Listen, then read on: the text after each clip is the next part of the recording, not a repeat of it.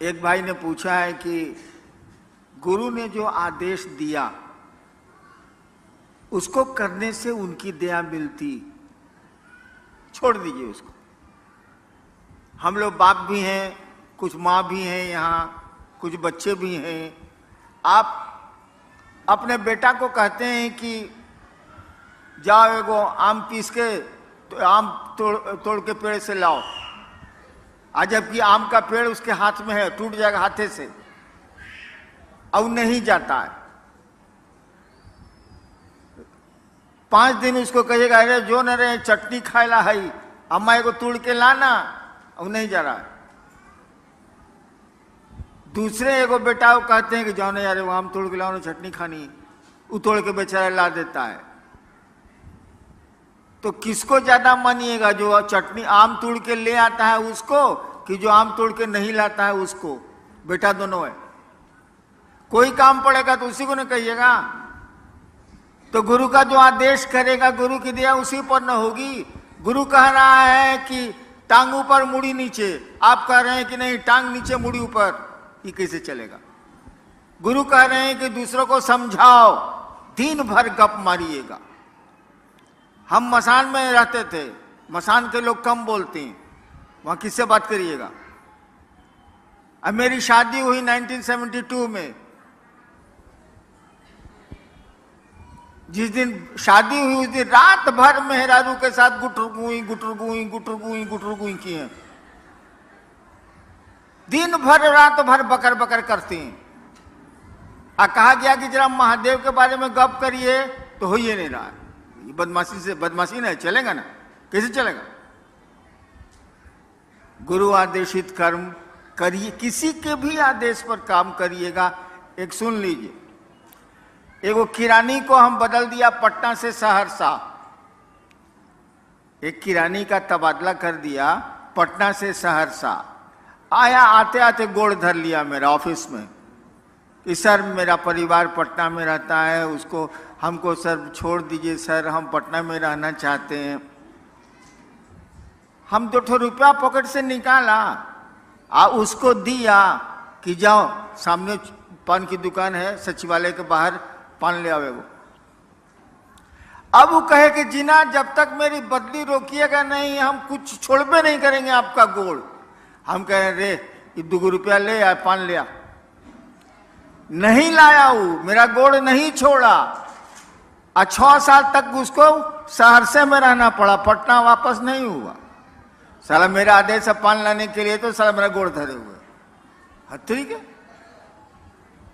तो गुरु का आदेश नहीं मानिएगा, कहिएगा नया महादेव को। एक आदमी हमको बोला कि ना आप आरती करते हैं ना कुछ करते हैं। हम कहे बाबू सुनो, बाप जब घर में आता है तो बेटवा आरती करता है कि बाबूजी जय जगदीश हरे, ओम जय जगदीश हरे। नहीं ना बाबूजी को करता है, माई को करता है ना, कहाँ करता? अगरबत्ती दिखाता है, ओम पिताजी नमः, ओम पिताजी नमः दिखलाता है। तो महादेव को आरती करेंगे तब खुश होगा वो। आए बा, महादेव को अगरबत्ती दिखाएंगे तब प्रसन्न होगा वो प्रसन्न तब होगा जब उसको आप अपना समझिएगा। अपनापन का जब अपनेपन का जब भाव आवेगा ना, तब वो प्रसन्न होगा। ये आरती अगरबत्ती से क्या प्रसन्न होने जाए?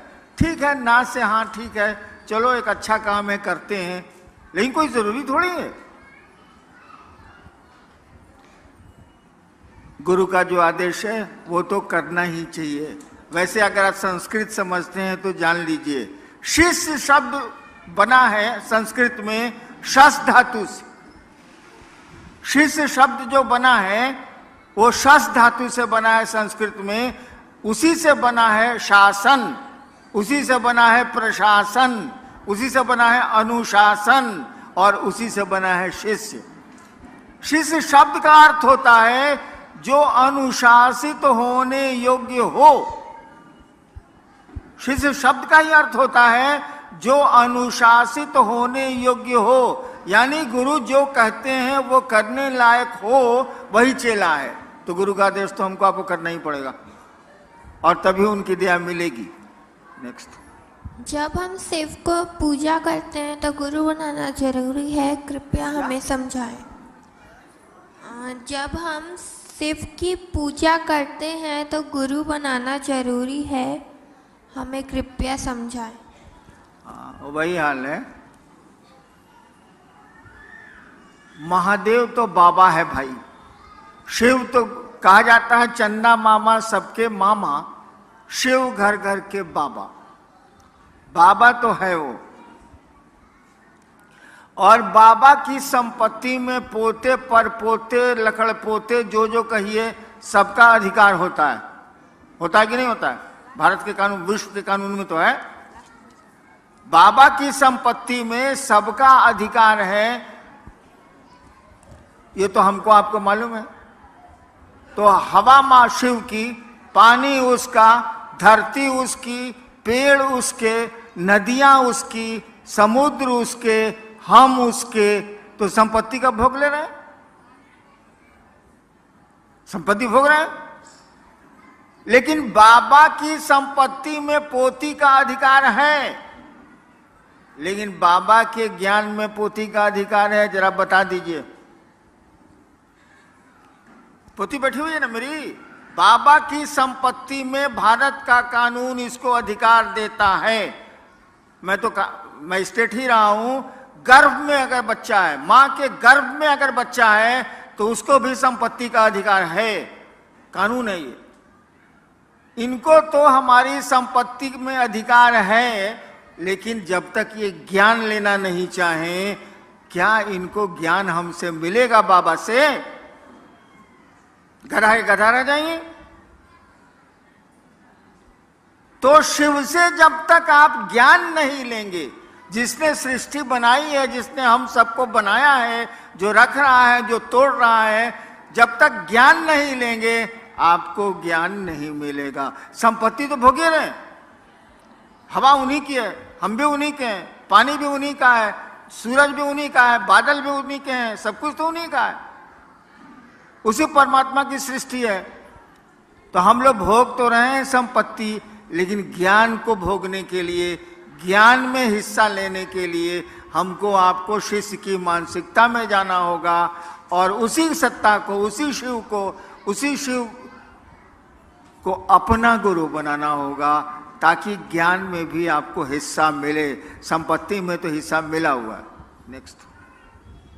गुरुर ब्रह्मा गुरुर विष्णु गुरुर देव महेश्वरा, इसमें तो सभी को गुरु बोला गया है, तो महादेव ही हमारे गुरु कैसे हुए?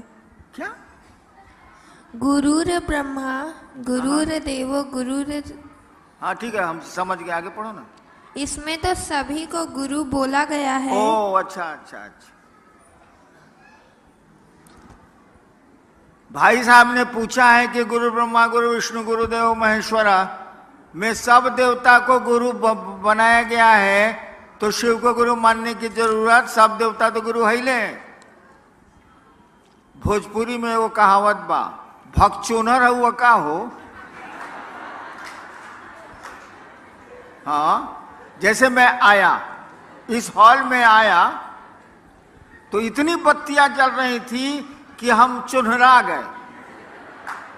हमने कहा बंद करो, मैंने तेज रोशनी में नहीं सूझना, भगचोनर।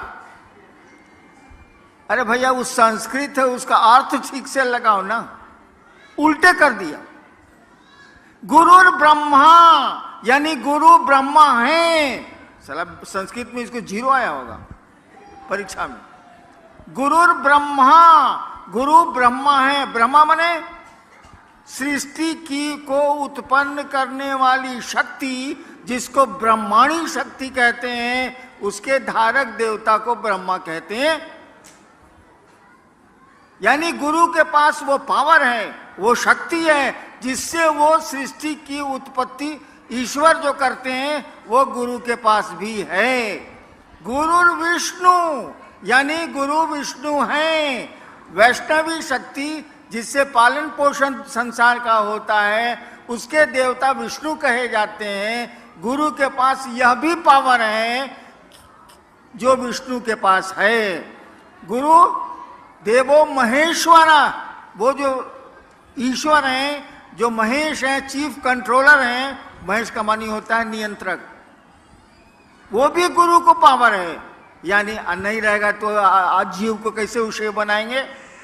इसीलिए कहा जाता है गुरु ब्रह्मा है, गुरु विष्णु है, गुरु महेश्वर है, गुरु साक्षात परमात्मा है। भाई तो पूरा ट्रांसलेशन है कि उल्टी दहलोस।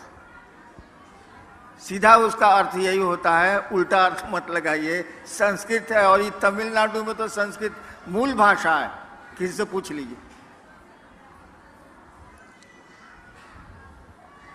शिव शिष्य बगिया का फूल तो नहीं बन सका, लेकिन आपसे प्रार्थना है कि आप अपने चरणों के धूल तो कम से कम बना लीजिए। अच्छा, एक भाई ने कहा है कि शिव शिष्यता की बगिया का फूल तो मैं नहीं बन सका, आप अपने चरणों की धूल हमको बना लीजिए। हम तो अपने सारा धूरी हैं। हम हमारे पांव की धूल लेके क्या करेंगे। हमारे तो गुरु शिव हैं, उनकी धूल ही लीजिए तो कुछ काम भी बन जाए, कुछ जगत भी ठीक हो जाए और कुछ पारलौकिक जगत भी ठीक हो जाए। मेरी धूल लेके क्या करेंगे। जैसे आप हैं वैसे हम हैं, आप भी शिव के शिष्य हैं, हम भी शिव के शिष्य हैं, दोनों में कोई फर्क तो है नहीं। नेक्स्ट। मेरा बेटा शिव से को गुरु मानने के लिए तैयार नहीं, तो क्या करें। एकदम ठीक है। एक भाई ने पूछा कि मेरा बेटा महादेव को गुरु मानने के लिए तैयार नहीं है, इससे बढ़िया बातें नहीं हो सकती है, छोड़ दीजिए। जो कहे ना, समझ लीजिए एक दिन वहां कहेगा। जो कहे हाँ, चलो वो तो ठीक है, बाद में ना कह सकता है। और जो कुछ नहीं बोले, ना हाँ ना ना ना, उस साला बड़ी खतरनाक होता है। जो ना कह दिया वो एक दिन हाँ कहबे करेगा। जाएगा कहाँ वो। तो बेटवा नहीं मान रहा है तो मानेगा एक दिन जरूर। अगर बेटवा कुछ नहीं बोलता है, चुप, तो समझ लीजिए सारी डेंजरस, कुछ नहीं करेगा ये। चलिए। शिव गुरु हैं ये समझते हुए भी मन अपना समझता नहीं है, लेकिन मैं अपना समझने के लिए करने की किसी को ज़रूरत नहीं है। मन समझने के लिए क्या करें। वही 3 सूत्र। आपका मन समझे कि शिव मेरे गुरु हैं, 3 सूत्र ही करने होंगे आपको। और मूलतः महादेव से दया मांगनी होगी। आप लोग तो नमः शिवाय करते नहीं होंगे। कोई करता है नमः शिवाय? कोई आदमी नमः शिवाय करता है? हाथ उठाओ तो। अरे साला सब झूठ बोलता है।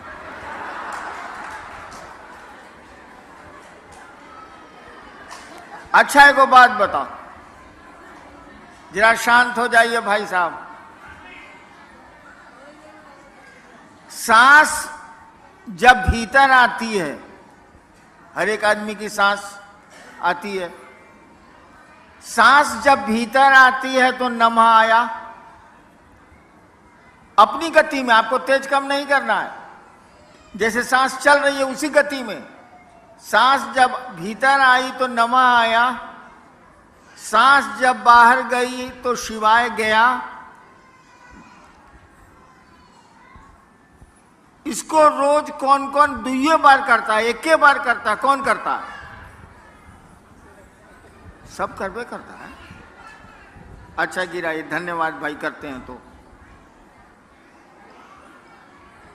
सांस प्रश्वास पर नमः शिवाय करते हुए महादेव को याद करिए।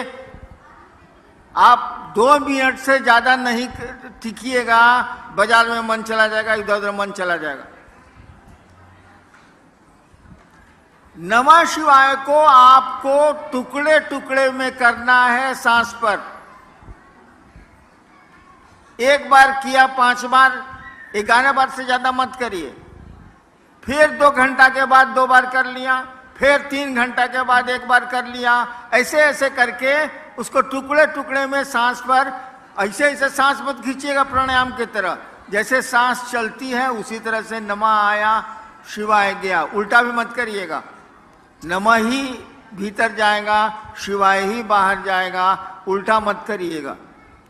इसको करिए, करना चाहिए आपको। सोने के पहले जरूर करिए, जागने पर कोशिश करिए कि हो जाए। होता तो नहीं है, साली चाय याद आती है, चाय शिव तो याद आती नहीं है, लेकिन जब भी जहां भी मौका मिले इसको करिए।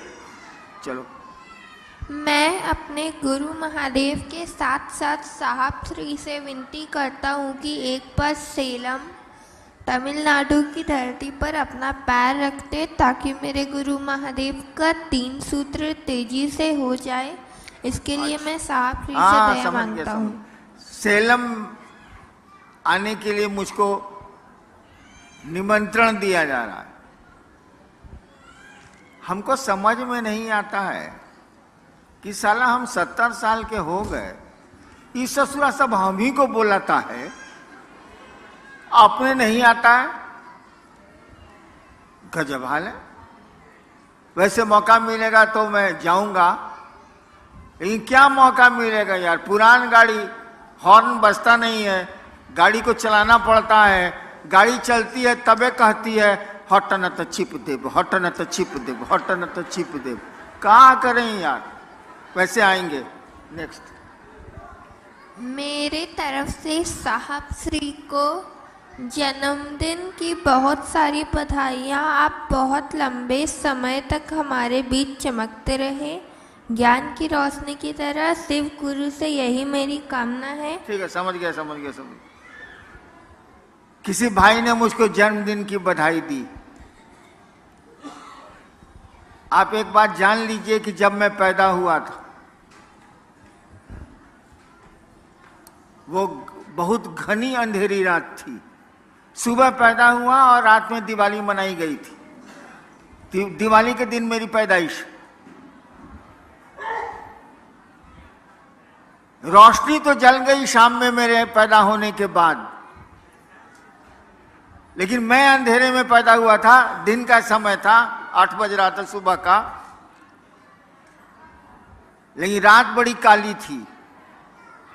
मेरी जिंदगी भी काली है, खुशियां नहीं है मेरी जिंदगी में, लेकिन सोचता हूं कि आपकी जिंदगी में खुशियां आ जाएं तो मेरी जिंदगी भी खुशहाल हो जाए। मैं अपने जन्मदिन से कभी प्रसन्न नहीं हूं, न होऊंगा। दूसरों की जिंदगी में अगर खुशियां ला सकें आप, दूसरों की जिंदगी में प्रकाश रोशनी दे सकें आप, इससे बड़ा आपका आना कुछ भी नहीं है। अगर जीवन को सार्थक करना चाहते हैं हम आप, तो दूसरों को रोशन करें, दूसरों के रास्ते को प्रकाशित करें, दूसरों की जिंदगी को खुशहाल बनाने की कोशिश करें और शिव से जोड़ेंगे। इससे बड़ी खुशी का दिन कुछ नहीं हो सकता है, वो लौकिक जगत का हो या पारलौकिक जगत का हो। चलिए मैं अब चलता हूं, आप लोगों को प्रणाम मैं निवेदित करता हूं। लेकिन अब आऊंगा मैं चेन्नई तभी जब आप बुलाएंगे, और बुलाने का कारण होगा कि आपने महादेव का काम बढ़ा लिया, लोगों को शिव गुरु से जोड़ लिया। और जोड़िए, हम आपके साथ हैं, वो महादेव भी आपके साथ है। आपको प्रणाम।